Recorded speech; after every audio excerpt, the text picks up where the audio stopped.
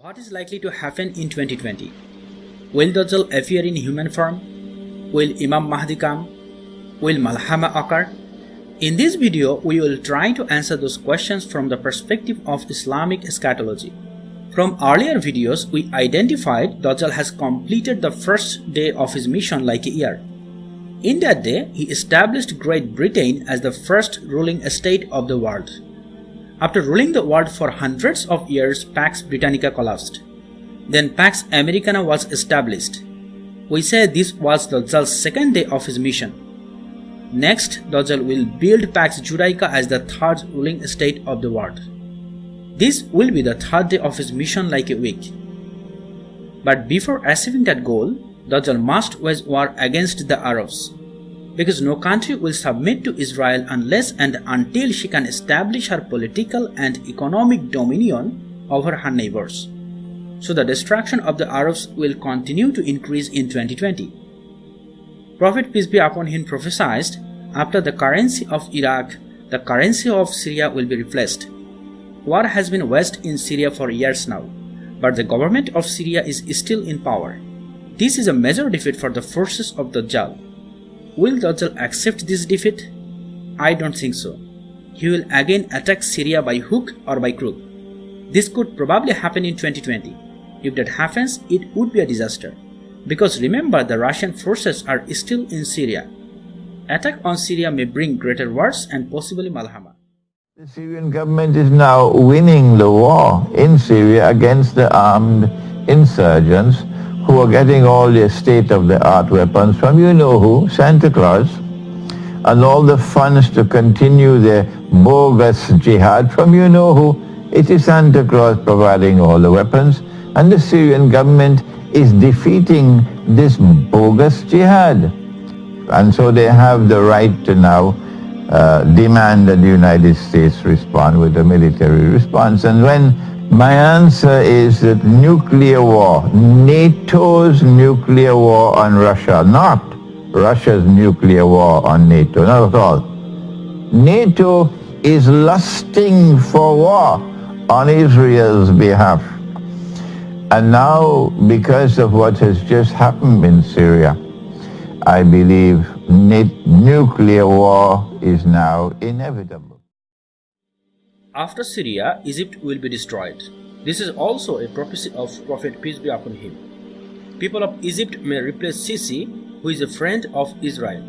This may bring Egypt Spring 2020. In the name of defending her friend and national interest, Israel may take ground military action against Egypt. This may also expand the territory of Israel. When Iraq is denied its currency, when a country falls, its currency falls as well, doesn't it? And you no longer deal with its currency. Another currency replaces it.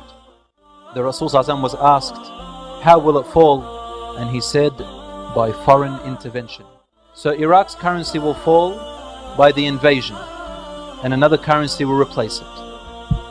Then, after that, he placed it in sequence. Ash-Sham's currency will be denied. So Ash-Sham as a nation will fall. Again, another currency will replace soon, and it has to be by a foreign intervention. Then Rasul ﷺ said, after Ash-Sham, he mentioned Misr, Egypt. You think it's over for Egypt right now? According to this hadith, which is in Bukhari and Muslim, something else is coming up. When a currency of a nation falls, it means that the country itself falls and there is an invasion. That Israel is about to replace the United States as the next ruling state in the world. That's not by accident.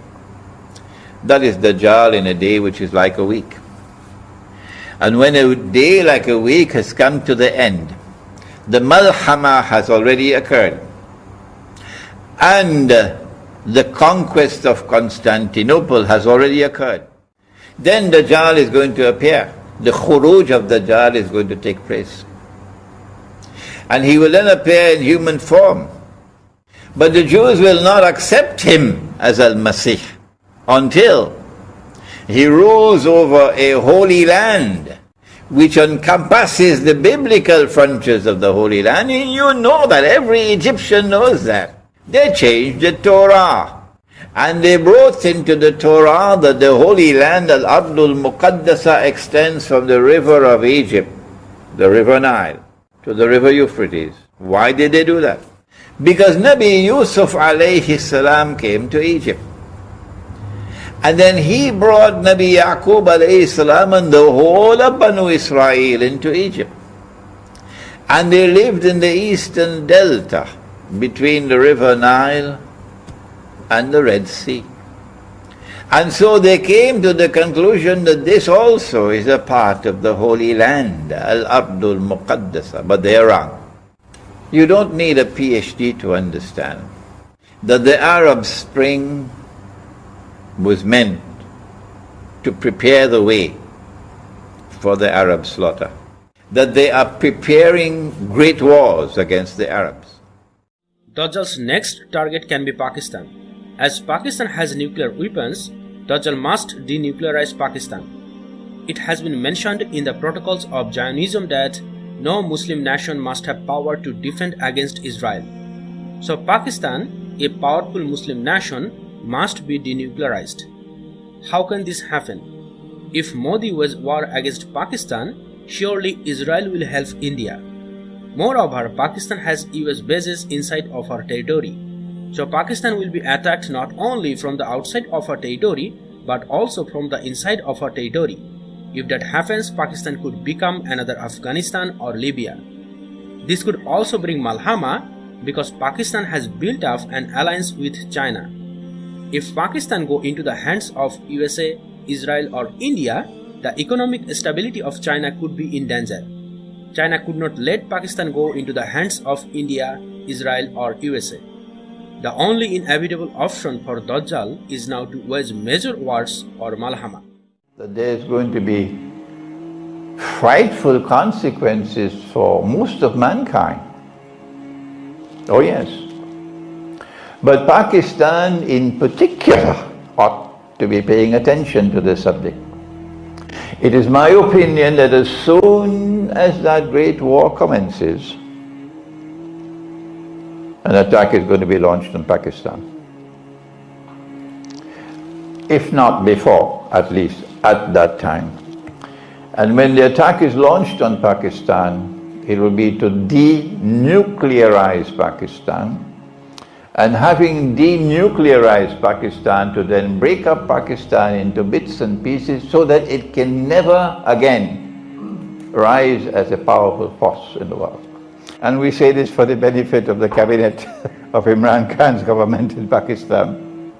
We conclude that the Great War is going to take place in order to effect the transition from a Pax Americana to a Pax Judaica. And therefore we locate the Great War in a messianic